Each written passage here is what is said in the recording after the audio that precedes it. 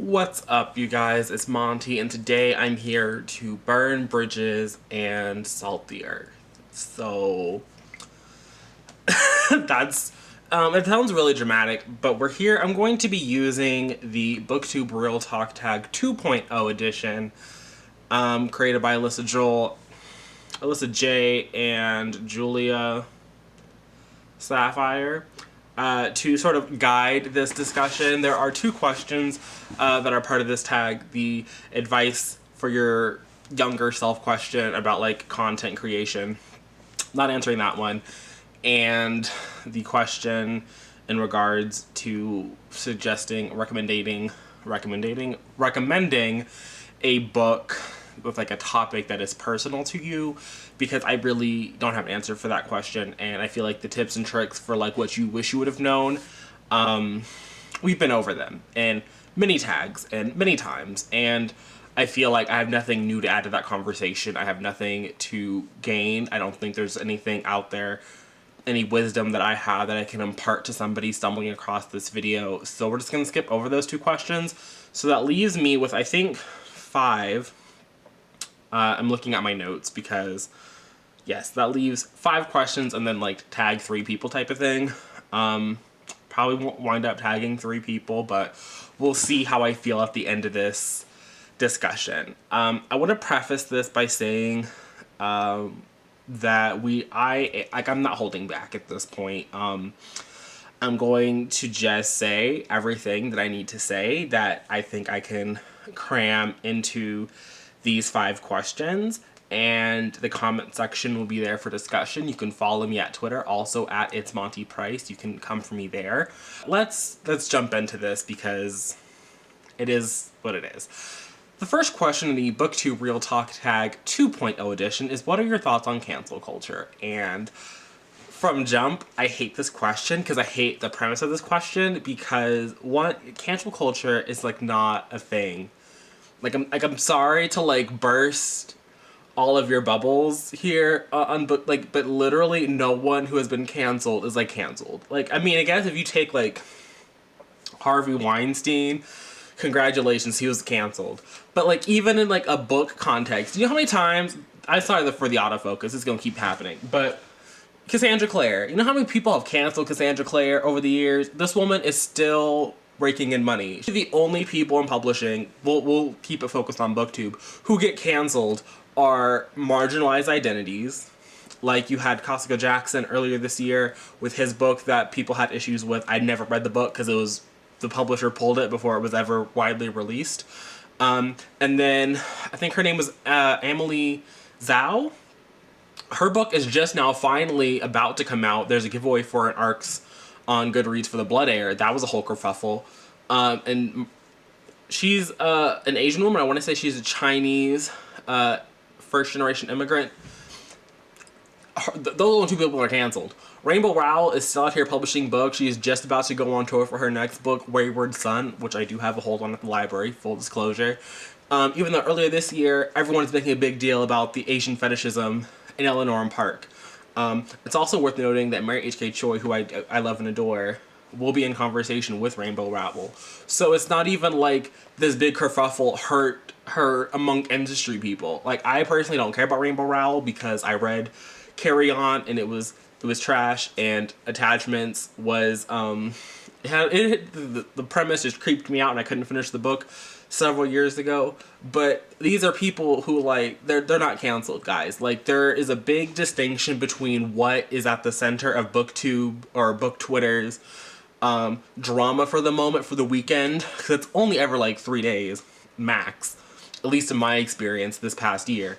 We have a nice 3-day discussion on a topic and then we just move on with our lives. But there's a big difference between marginalized identities, so black people, brown people, Asian people, sexual minorities, that's not the word, but like people in the LGBT community, that sounds a lot better, voicing their concerns about things and like pointing out like, yo, this is fucked up, and like people actually like losing their careers. Because like I said, especially in the book world, people are not losing their careers. Established authors are not losing their platforms. Like, it is simply a marginalized group of people voicing their disdain for a creator. And I think that marginalized people, particularly if this is the platform they have and this is how they want to use it. I'm sorry for this autofocus. It's distracting to me. So maybe if I just like...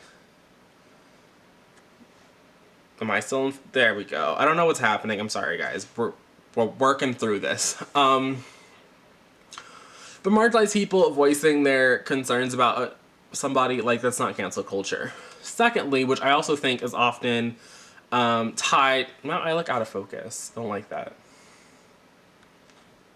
I'm sorry. What often gets tied into the cancel culture discussion is like this discussion of separating the art from the artist. And I don't have a lot to add here, except that art is only valuable based on the artist. Next question is, do you consider Booktube to be a welcoming community? And I also really hate this question because I feel like we talk about this a really lot. I don't understand what Booktube's obsession is with this image of being a welcoming community. And I don't say this to be like Booktube is the worst place on the whole internet, because it's not. I mentioned Chelsea Dawling at the beginning of this video, and I just wanted to go back to her because we've had one in-person interaction in my entire existence on this planet. We met at the Casey McQuiston signing, and we went out to dinner with a group of us and Madeline, and Heather, as well as Melanie, and of course Chelsea, and we all were there, and we all had a great time. Well, at least I'm assuming we all had a great time. I had a great time. Chelsea said she had a great time, so that's two great times. But we had a discussion, and I never once felt excluded. Based on that one conversation, Chelsea went on is reading a book this week that I love with my heart and soul, Permanent Record. And she trusted my recommendation based on that one meeting. So it's not like I can sit here and be like, oh, it's a terrible place. It's not. But I think that, I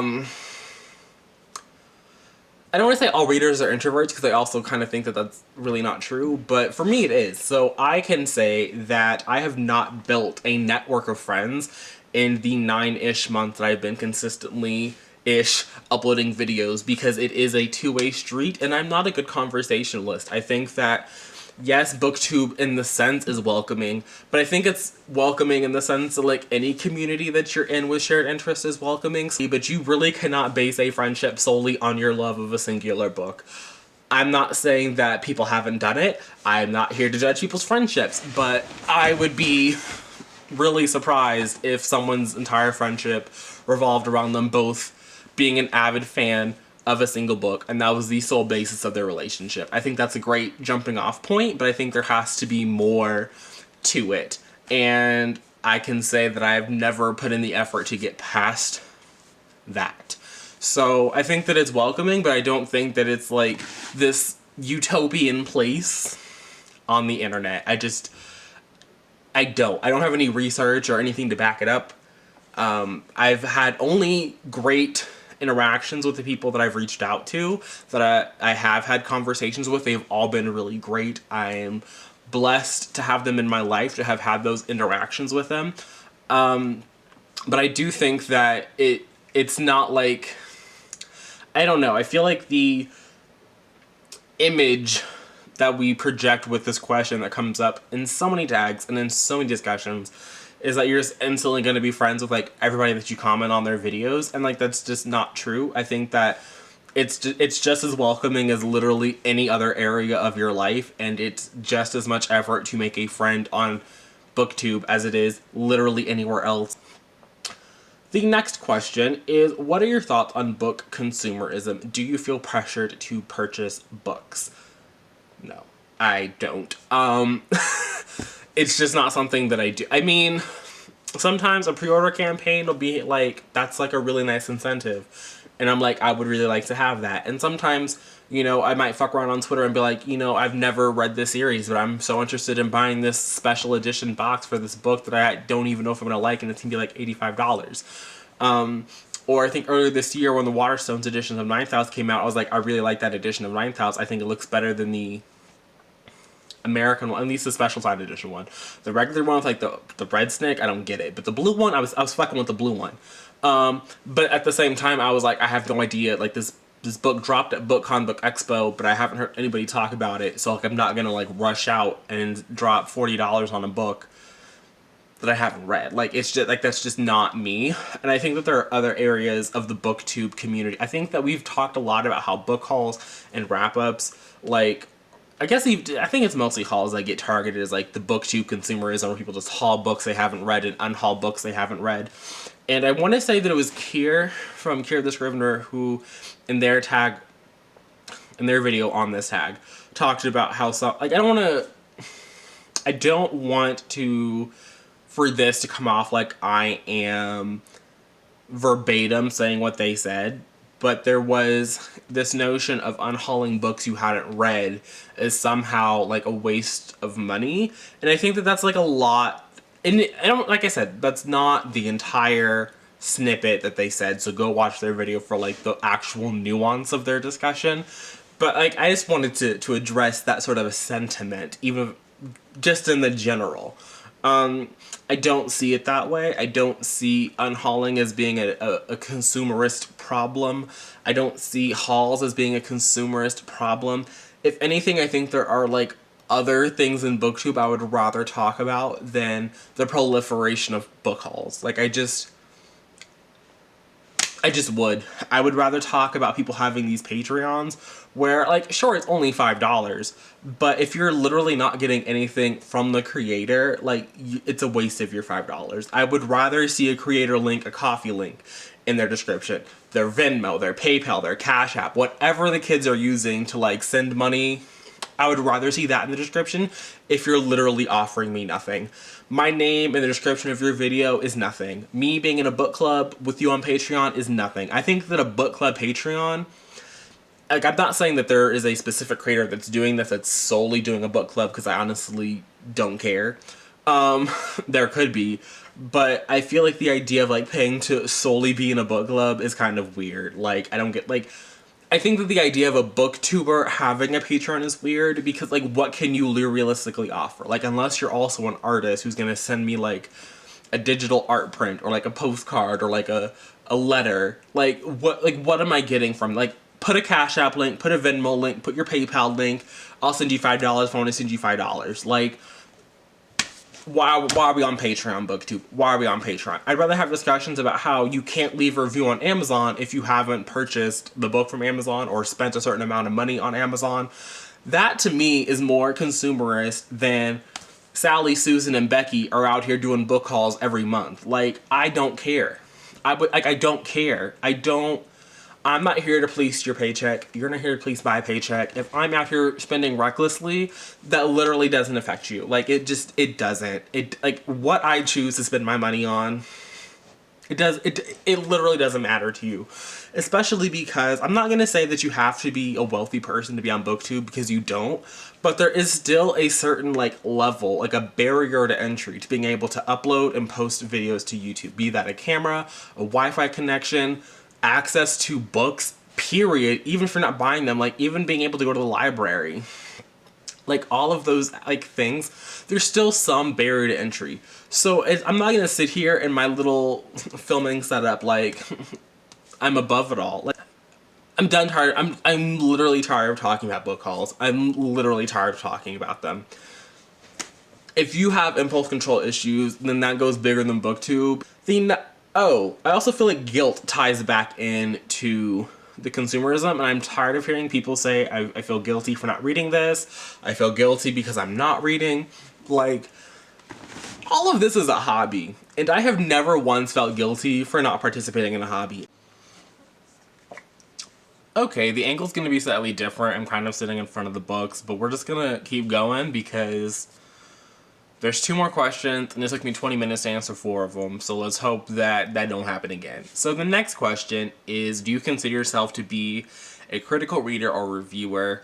And in the original video, I wasn't, again, I'm here to salt the earth and burn some bridges, but I got the implication in the original tag video that you could not read for enjoyment and also consider yourself like a critical reader. I felt that they were being sort of treated as separate entities to an extent. Like, I'm not saying this was the intent of the question or anything, because I certainly do read for enjoyment, but if there is something critical like critically wrong with a book, I don't think that it is somehow negative or being less positive to discuss it. Like I just don't. I think on the internet there's this thing where if you have a rant review, you're doing it for clicks and views and attention, and sure, maybe you are, or we're not gonna have the spray paint in the frame. That's what we're not gonna do. Sorry about that. Like you're doing it for clicks and attention and views, and it's a very negative thing. Like you're putting negative energy into the air. But I think that if we're going to discuss things, especially things in hyped books that are going to be in the hands of a lot of readers, a lot of impressionable readers, I think that if you are sitting here with a platform of 3 subscribers, no subscribers, 1,100 subscribers, I think that it's almost a disservice to them if you don't disclose that that is the thing that happens in the book. Even if you don't care, right? Like, even if you don't care. Like, even if it didn't bother you, like, I don't understand how you could review something and not go, oh yeah, that was also there, and and point it out to people. Like, I don't know. I don't know. Like I said, I don't think that it's a negative thing, and I don't think that I would consider myself to be a critical reviewer. I think that a lot of the people who follow me on Twitter, who have heard me talk about books, a lot of people who are subscribed to this channel, who have watched my reviews, I think that they would consider me to be a more critical reader and a reviewer. But I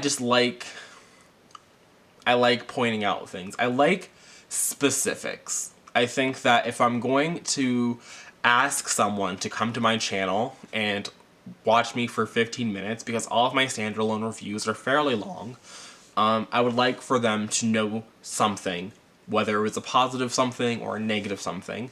My Goodreads reviews are also a hot damn mess. They tend to be written more stream of consciousness, and I could probably do better to draft, edit, and revise them. It's probably not going to happen, but I could do a better job at that. It's just, a review is meant to be informative. So I'm going to tell you things I liked, I'm going to tell you things I didn't like, and we're going to go from there. Like, that's just, it is what it is. If that makes me a critical reader, then I guess I'm a critical reader. But at the end of the day, I'm reading something because I want to get enjoyment from it. Like, there's something about it that I enjoy. And sometimes the thing that I enjoy is the suffering, and knowing that at the end of the day, I might have a point of view, a discussion, something to bring to somebody that might be something a little bit different than what they've already gotten. So that's how I'm going to answer that question. I don't consider myself to be a critical reader or reviewer, but I also think that if I'm going to call myself a reader, not a reader, but if I'm going to call myself a reviewer, and at this point in my life, I guess I kind of am, I do like to leave reviews on Goodreads. They're not always the most informative. Sometimes they're like, yes, this is a trash review, and this is a lighthearted book, and there are plenty of things that I could tear apart about it, but I had a good time. Like, sometimes that's the review. But if I'm going to call myself a reviewer, and there's something in a book that I think warrants a discussion, then I think that I have to discuss it, and that's the life that I lead.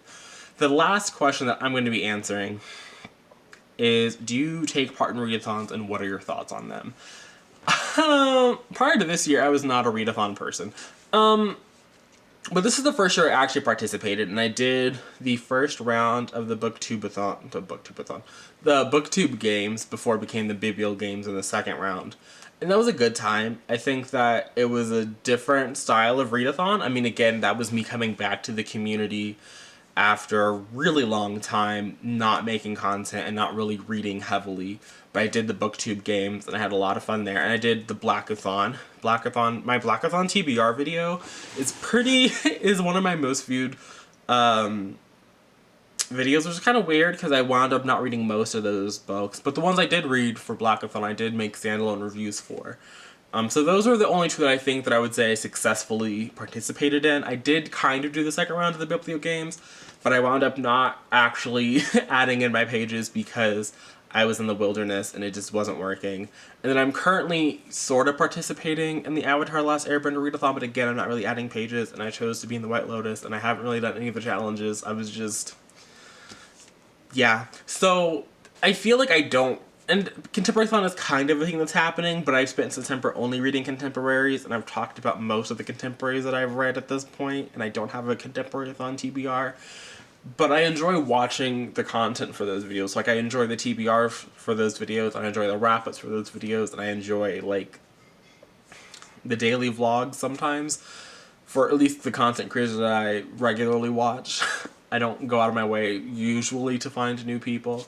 But when I was in the Booktube games, I found a lot of new people to subscribe to, and I did sort of participate in the discussions of the Discord server back in February. And I think that in that sense, that particular readathon, I think, was really good at fostering a sense of, like, community and, like, finding people. I don't know if, like, I can't speak to every readathon because, again, like, I don't really participate in those, but it is what it is. I don't think they're a bad thing. I don't think they hurt the community. And again, but I also don't think they're going to be, like, some, like, saving grace. You're going to find your forever best friends in a readathon. Like, you might get some of your TBR moved aside. You might get to find some books you might not have read because you have to fulfill a challenge, or you might have to read a group book and you're dedicated to do it. But I think that at the end of the day, like, your readathon experience is what you make of it, and there is no one-size-fits-all readathon experience. I don't understand the point of this question, if I'm being honest. It honestly just feels like a question that was included because there's, like, a fuck ton of readathons. Like, there's, like, you could literally, in 2020, every week, certainly every month of the year, you could find a readathon to participate in. And that's where I'm going to really end this. Going forward, after I've salted the earth and burned these bridges, I just kind of want to say that I wish that there were more specifics, not only in tag videos, but just in discussion videos in general. Like, I really don't want to see, this is going outside of the Booktube Real Talk Tag 2.0 questions, but I'm tired of seeing words like T and canceled and, like, that. I don't want to see any more thumbnails or titles that say T or canceled if you're not going to bring shit, okay? Don't take a drama channel aesthetic if you're not going to commit to being a drama channel for that video. Like, I don't want to see it. I don't want you to see. I don't want to see it. I'm done. I'm tired of it. Like, I'm really tired of booktubers saying they're here to spill tea, to bring the tea, they have some tea. Remove it from your vocabulary. Just remove it. It's not a funny thing to say. It's not an ironic thing to say. It is a word that has a meaning. And if you're going to use the word, then the associated meaning has to be there. And 99% of the time it's not there. So I don't want to see any more videos that say tea or spilling it or the whatever. I don't want the clickbait title if I'm not going to get what I'm clicking on the video for. Okay? If you're gonna say that you're spilling tea, then I need to see a messy bitch living for drama on the other side of the camera. Don't want to see Nancy. Don't want to see Susan. I don't want to see Becky, okay? I don't want it. I don't want it. Keep it. Don't publish the video. Rename it. Create a different thumbnail. If you're gonna do the thing, then I need you to say it with your whole damn chest. So, going forward, we could do that. I would appreciate it. I want to some whole trust.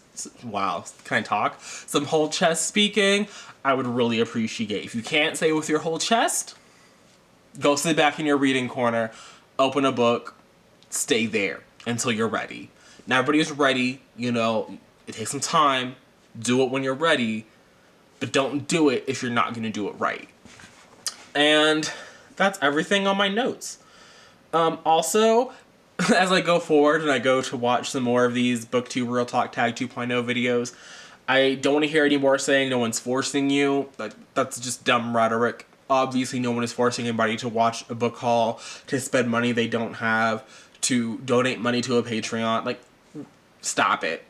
No one's forcing you rhetoric. Stop. That's elementary school shit. Keep it on the playground. I don't want it. So, for anyone who's made it this far, I don't know what the fuck Editing Monty is going to do to make this a digestible video, but it is what it is. I hope you really enjoyed this. If you do want the answers to those 2 questions that I didn't answer, let me know down in the comments and I'll reply to them there. So, thanks for watching. I'll see you guys again in another video with my August wrap-up, and then you've gotten a sneak peek at my October TBR in the background of this video, but that video will also be going up sometime next week. But yeah, that's everything. Thanks for watching, and I'm gonna go to the end card now.